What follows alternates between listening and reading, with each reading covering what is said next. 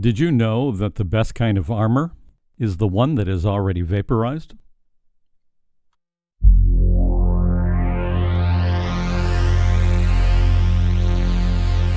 Hello, I'm Todd, and this is Astron X.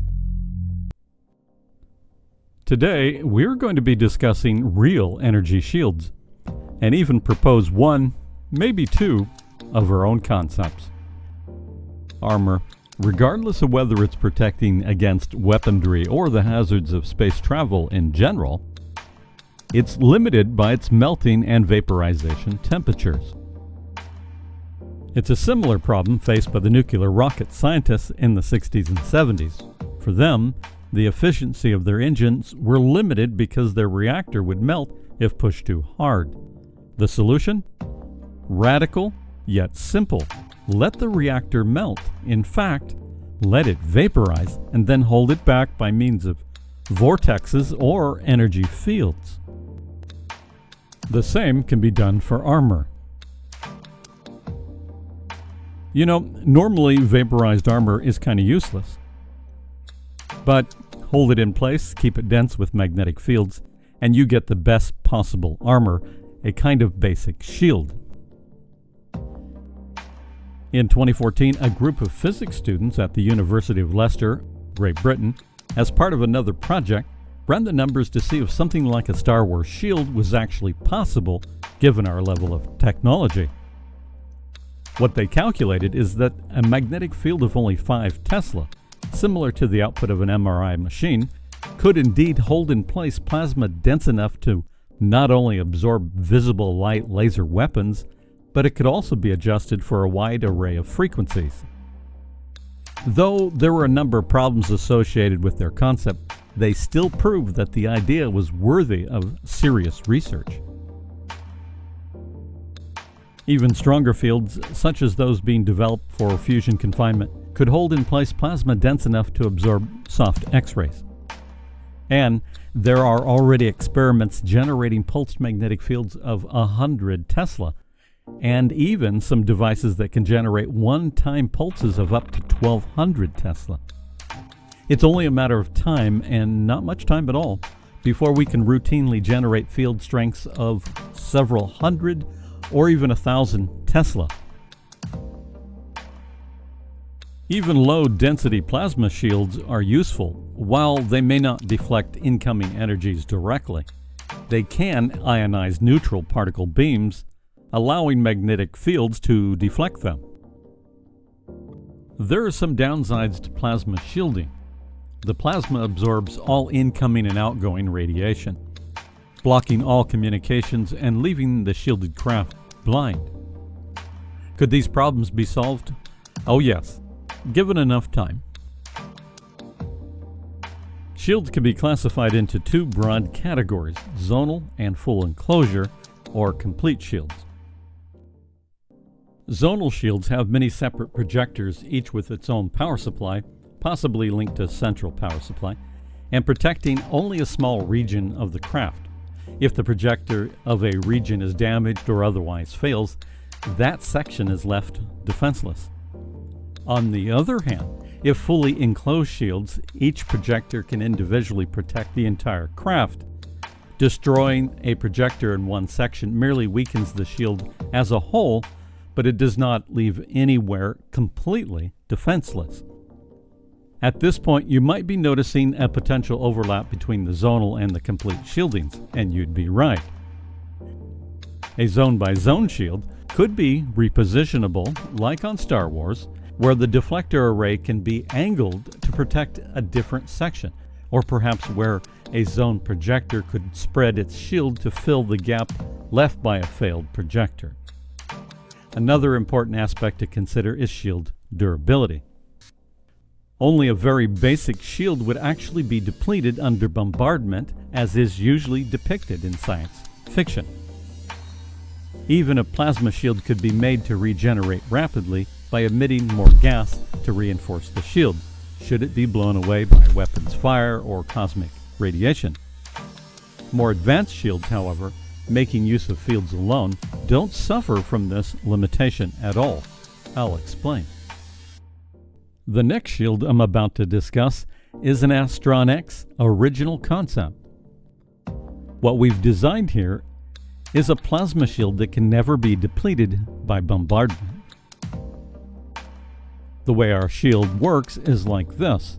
Powerful lasers would blast the surrounding space around a vessel, tearing apart the quantum vacuum, generating matter and antimatter via pair production. A thin layer of conventional plasma may be used to improve the pair production efficiency. So the newly generated matter, in the form of electrons and positrons, would form a so-called ambiplasma, a plasma made of matter and antimatter rather than matter or antimatter alone. This ambiplasma would then be compressed into densities great enough to absorb high-energy photons. By generating plasma as needed, such shield would not be depleted during combat or bombardment by cosmic radiation. The external energies will only generate more ambiplasma, strengthening the shield by pair production. So, what we have designed here is a self-reinforcing shield. The greater the bombarding energies, the greater the field strength. Note, and similar to Dune, where Holtzman effect shields produce an explosion when hit by laser fire, ambiplasma shields might produce an antimatter explosion if hit with sufficient energies and or bombarded within an atmosphere. There's something very important to note here. Unlike what you might expect from science fiction, warships will not be the only craft with powerful shields. You see, traveling through space at relativistic speeds is like being bombarded with a universe-sized particle beam or ray gun, with energetic EM radiation thrown in for good measure. Really, any and all starships must be as durable as the most powerful warships just to survive a single trip, let alone many. This is the primary reason shields are necessary and must be developed for nearly all spacecraft. We also have pure electromagnetic shields. These can be divided into two broad categories: near-field and projected electromagnetic shielding. Near-field simply means electromagnetic coils generating fields that can deflect charged particles. Projected EM shielding means electromagnetic waves, that is, maser or laser point defense screens. A purely magnetic field is unlikely. Adding plasma, even if it is only to ionize matter, practically always improves the effectiveness of the shield. Laser point defense screens are interesting, as they are already being developed and are quite effective against all but highly relativistic particle beams, and other light-speed beam weaponry or electromagnetic cosmic rays. A point defense screen would have no need for turrets, making use of phased array laser emitters instead, such as DARPA's current Excalibur project. These lasers could be switched nearly instantaneously, making a high-nigh impenetrable screen against any matter, including particle beams, traveling slower than about 80 to 95% the speed of light. Something like this has already been proposed for starships to vaporize and or ionize incoming matter to deflect it. Now we come to the controversial gravitational shielding. I don't mean materials that shield gravitation. That's a topic for another video.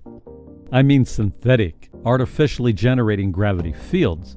The proper name is paragravity, para meaning synthetic, used to shield or screen against hazards. Some months ago, we published a video about controlling gravity artificially.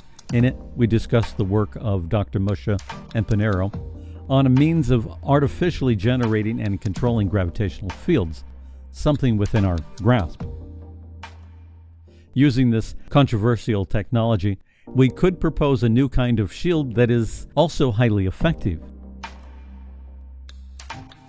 We could cover a spacecraft in paragravitic coils, completely enveloping the craft in many overlapping repulsive gravity fields. Unlike magnetic fields, incoming projectiles cannot fight back or produce any really noticeable kickback against the paragravitic field projectors.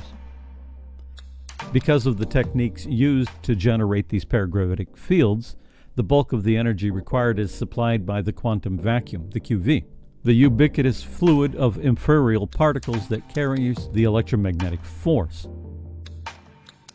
Even so, the energy required to warp spacetime sufficiently to redirect light completely would be excessive. So combining this with a plasma shield would be wise.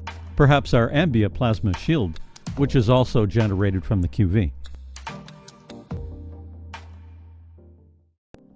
As a side note, armor made of neutronium, white dwarf star material, or any other form of ultra-dense, high-pressure matter would have more in common with a plasma shield than conventional armor. Both must be restrained by powerful energy fields. Such a shield might be possible, but in the more distant future. For those of you who watch The Expanse, you may have noticed the pretty plasma spewing out of the railguns when fired.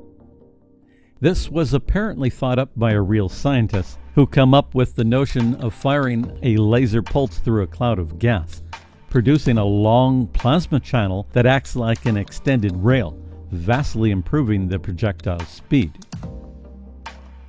The tech required to manipulate plasma in this manner, reshaping the laser pulse, etc., could also be used to create a plasma shield around the ships of the Expanse.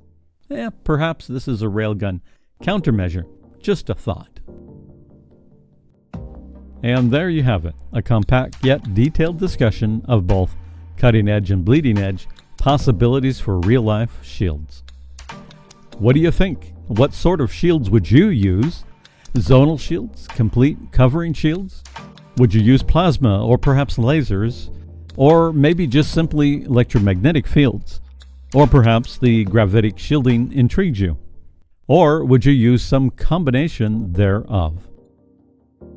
Give us your thoughts and inputs in the comment section, or head over to Twitter and let us know there, or both. Don't forget to subscribe, clicking on the bell, and if you can, support us on Patreon. Also, remember to check the community tab on our YouTube channel page in order to stay up to date on the latest activities, upcoming videos, amongst other general announcements and conversations. If you want to contact us, do so via our YouTube About page or our website. We would like to give a big shout out to all of our patrons, especially Walter Matera, for becoming a Super Light Interstellar patron. Thank you. I also want to thank everyone for watching.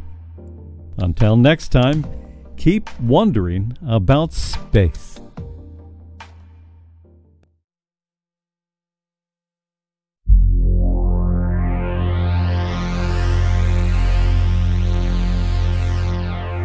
This is Astron X.